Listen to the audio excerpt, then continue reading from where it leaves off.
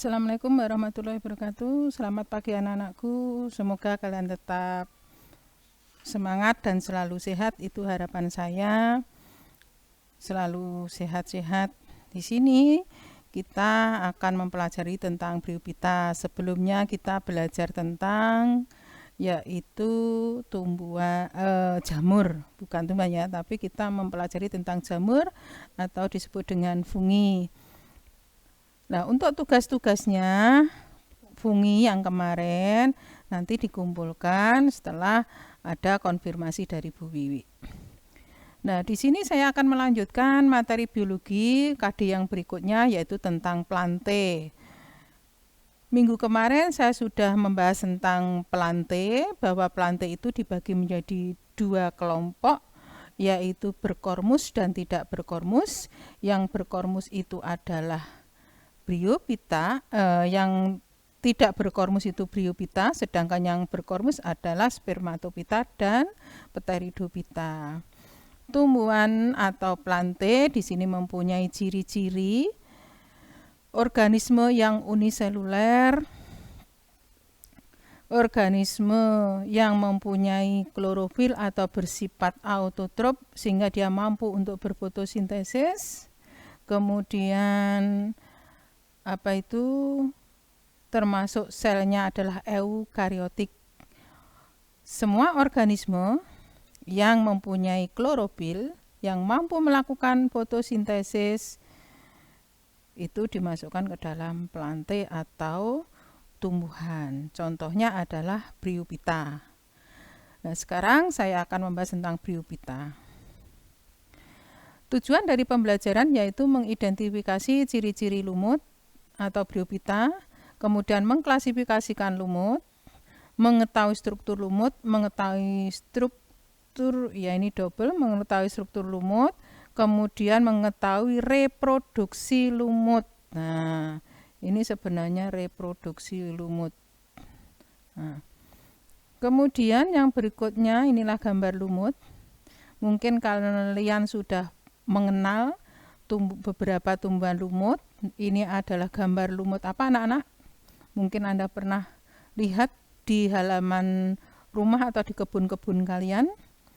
Nah, ini juga sering kita jumpai di tembok-tembok. Ini juga sering kita jumpai juga di batu-batu atau tembok-tembok. Ini adalah tumbuhan lumut hati. Lah, ini adalah lumut daun, sedangkan ini adalah lumut tanduk. Ciri-ciri dari lumut merupakan bentuk peralihan antara tumbuhan yang bertalus atau Talophyta dengan tumbuhan berkormus atau Cormophyta. Tumbuhan lumut berukuran tinggi rata-rata kurang lebih dari 1 sampai 2 cm, yang paling tinggi mencapai 20 cm. Mengalami pergiliran keturunan generasi sporophyt dan generasi gametophyt. Generasi sporophyt itu adalah generasi yang menghasilkan spora.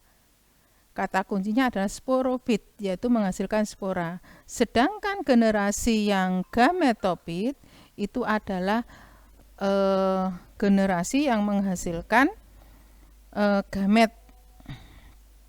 Yang menghasilkan gamet. Itu namanya gametophyt.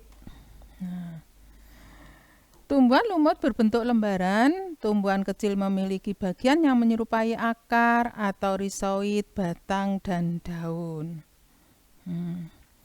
Ciri-ciri berikutnya adalah tumbuhan lumut mengandung sel-sel yang berkloroplas. Karena dia mempunyai klorofil untuk berfotosintesis dan tidak memiliki jaringan pengangkut. Jadi tumbuhan lumut ini termasuk tumbuhan yang bertalus, maksudnya dia tidak mempunyai pembuluh angkut atau bukan merupakan tumbuhan yang sebenarnya atau tumbuhan yang sejati. Mengapa dikatakan tumbuhan bukan sejati? Karena dia belum mempunyai pembuluh angkut. Jadi dia termasuk tumbuhan tidak berkormus atau disebut dengan tumbuhan talus atau disebut dengan tumbuhan yang belum mempunyai daun, batang, akar yang sebenarnya. Nah, bentuk daun yang bentuk daun warna hijau, ada bentuk seperti batang atau itu bukan termasuk daun yang sebenarnya, batang yang sebenarnya, rizot yang sebenarnya, tetapi dia adalah hanya sederetan sel-sel parenkim yang telah mengalami modifikasi dan diferensiasi. Tumbuhan gametopit bersifat haploid atau 1N yang sehari-hari kita kenal sebagai tumbuhan lumut. Jadi kalau kita melihat tembok yang warnanya hijau itu adalah masa gametopit. Pada tumbuhan lumut terdapat gametangia atau alat kelamin. Alat kelamin jantan disebut dengan antheridium yang menghasilkan spermatozoid yang bentuknya seperti gada. Sedangkan alat kelamin betina disebut archegonium atau yang menghasilkan ovum yang bentuknya seperti botol. Bersifat autotrof karena tumbuhan lumut sudah memiliki klorofil. Tumbuhan lumut belum memiliki jaringan pengangkut xilem dan xilem. Tadi di awal sudah saya katakan bahwa dia merupakan tumbuhan bertalus, jadi bukan tumbuhan yang sebenarnya. Memiliki lapisan pelindung kutikula dan gametangium. Tumbuhan lumut hidup di rawa di tempat-tempat yang lembab. Tumbuhan lumut menyerap air secara imbibisi. Umumnya tumbuhan lumut berwarna hijau karena sel-selnya memiliki klorofil, kloroplas atau disebut dengan plastida. Klasifikasi tumbuhan lumut. Tumbuhan lumut ini dibagi menjadi 3. Yang pertama lumut hati atau disebut dengan Hepaticopsida. Kemudian yang kedua lumut daun Rhiopsida. Yang ketiga adalah lumut tanduk atau Anthoceratopsida. Lumut hati, lumut daun, dan lumut tanduk. Nah, struktur tumbuhan lumut, ya, bagian-bagiannya pada tumbuhan lumut ada vaginula merupakan akar yang diselubungi oleh sisa dinding archegonium. Kemudian ada seta sebagai tangkai spora. Apophysis merupakan ujung seta yang melebar dan merupakan peralihan dari seta dengan kotak spora. Kemudian kaliptra, tudung berasal dari dinding archegonium sebelah atas menjadi tudung kotak spora. Kolumera merupakan jaringan yang tidak ikut serta dalam pembentukan spora. Pada tumbuhan lumut mempunyai 2 pergiliran keturunan atau disebut dengan metagenesis. Di ciri-ciri tadi sudah jelaskan bahwa mempunyai pergiliran keturunan sporopit dan mempunyai pergiliran gametopit. Nah, yang dimaksud dengan pergiliran gametopitnya ini, jadi yang nampak kita lihat itu adalah gametopit. Jadi tumbuhan lumut yang lebih dominan yaitu masa gametopit. Tumbuhan yang gametopit ini kromosomnya N. Ini berasal dari spora yang telah tumbuh menjadi protonema. Kemudian menjadi lumut muda, lumut dewasa. Pada lumut di sini akan menghasilkan archegonium dan antheridium pada ujungnya. Nah, ini antheridium menghasilkan sperma, sedangkan archegonium menghasilkan ovum. Akan terjadi fertilisasi. Di mana terjadinya fertilisasi? Fertilisasi terjadi pada perairan atau makanya dia hidupnya di tempat lembab. Ada pertanyaan begini, mengapa lumut itu hidupnya di tempat lembab atau di perairan? Nah, itu adalah bahwa di dalam proses fertilisasi akan terjadi fertilisasi di mana yang disebut dengan kemotaksis, yaitu adanya rangsangan kalau ada bahan kimia. Karena apa? Sel telur itu akan menghasilkan zat gula sehingga sperma akan datang bersama berenang pada perairan sehingga nyampe pada sel telur sehingga akan menghasilkan zigot. Setelah menjadi zigot terjadi mitosis, yaitu terjadi pembelahan, kemudian terjadi pembelahan mitosis di sini, ya, memperbanyak diri, memperbanyak tubuhnya pada bagian kaliptra tadi di sini. Nah, ini ada kapsul, ada kaliptra, ada seta tangkainya. Kemudian kalau dia sudah terjadi pembentukan sporanya matang di dalam sporangium, maka menghasilkan spora. Nah, di sini akan terjadi proses meiosis. Meiosis itu pengurangan jumlah kromosom dari 2N akan menjadi 1N.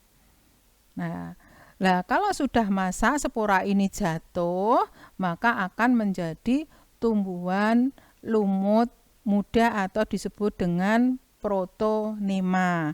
Protonema akan menjadi tumbuhan gamet jantan dan gamet betina atau tumbuhan lumut lagi. Itulah metagenesis tumbuhan lumut. Jadi masa dominan atau masa hidup yang paling panjang itu adalah masa gametopit, masa pada saat pembentukan gamet. Nah, kromosomnya adalah haploid. Sedangkan masa diploid adalah masa dalam sporopit atau pembentukan spora. Ini gambar dari lumut daun. Nanti kalau kalian jalan-jalan di halaman rumah atau di kebun itu akan menemukan seperti ini. Ini adalah gambar dari lumut daun. Nah, strukturnya lumut daun itu bagaimana? Nah, ini adalah ada dua masa, sporopit dan masa gametopit. Ini batang semu, ini rizoid atau akar semu, ini adalah daun semu, tangkai atau namanya septa. Ini adalah kapsul, pelebaran dari septa, pelebaran dari seta. Nah, saya katakan di awal bahwa lumut itu mempunyai daun tapi bukan yang sebenarnya. Mengapa? Karena dia tersusun dari sel-sel parenkim yang telah mengalami modifikasi dan diferensiasi, membentuk seperti daun yang berfungsi untuk proses fotosintesis. Kemudian batang juga sama, dia merupakan sederetan sel-sel parenkim, di mana sel-sel parenkim ini mengalami modifikasi dan diferensiasi membentuk batang yang mengantarkan zat-zat mineral dari rizoid sampai ke daun. Kemudian rizoid pun juga seperti itu sama.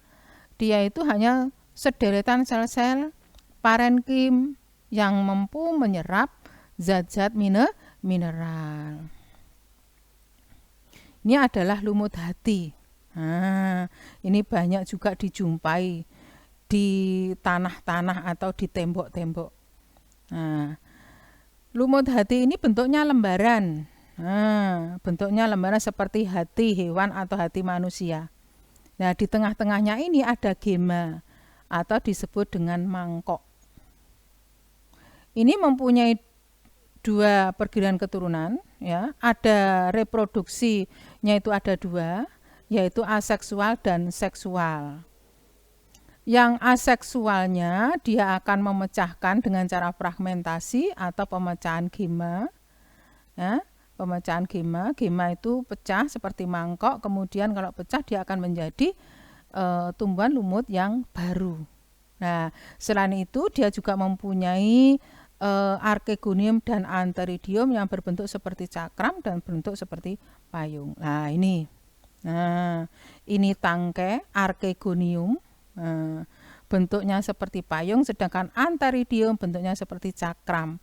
Ini adalah rizoid, game atau mangkok gema. Ini yang digunakan untuk proses reproduksi aseksual. Jadi ini kalau terkena air ini jatuh, ya. Terkena air, ini airnya jatuh di sini pecah, kemudian akan menjadi tumbuhan lumut yang baru atau individu baru. Nah, ini gambar dari lumut tanduk. Juga banyak kita jumpai di lembah-lembah, di pegunungan itu banyak sekali. Nah, bentuknya seperti tanduk, punya daun tapi dia mempunyai bentuk seperti tanduk. Nah, bentuknya seperti ini. Strukturnya ada gametopit, Tiap sel memiliki kloroplas yang berukuran sangat besar. Nah, ini mempunyai penutup. Ini adalah sporopit di mana akan menghasilkan spora. Bentuknya lumut tanduk itu seperti ini. Jadi dia mempunyai bentuk seperti tanduk. Ini manfaat tumbuhan lumut, yaitu sebagai penyedia oksigen, sebagai penyimpan air, sebagai penyerap polutan atau polusi. Jadi penyerapan air, jadi kalau ada lumut maka tanah itu tidak akan mengalami longsor, karena dia, dan juga penyimpanan air, dia itu mampu menyimpan air sehingga penyerapannya sangat bagus. Sebagai tumbuhan perintis, jadi mengawali tanah yang tandus akan diawali oleh tumbuhan lumut dulu. Kalau dia sudah terkena hujan, kemudian tumbuh alga itu kan menyimpan zat-zat organik, maka akan tumbuh menjadi lumut, sehingga lumut dikatakan tumbuhan perintis karena dia yang mengawali suatu daerah atau suatu wilayah adanya tumbuhan. Sebagai pencegah erosi, nah, kalau banyak lumutnya maka tidak akan terjadi erosi, tidak akan terjadi longsor. Mengurangi bahaya banjir. Sebagai penyedia air pada musim kemarau, lumut yang sudah mati berperan sebagai penambah zat organik dalam tanah, menyuburkan tanah, membantu tanaman lain untuk berkembang sebagai pendeteksi mineral dalam tanam. Itulah manfaat tumbuhan lumut anak-anak, sebenarnya banyak sekali manfaatnya. Dan sekian, terima kasih, selamat belajar kalian, semoga kalian tetap sehat, jaga kesehatan. Untuk tugasnya nanti saya berikan pada pertemuan berikutnya. Wassalamualaikum warahmatullahi wabarakatuh.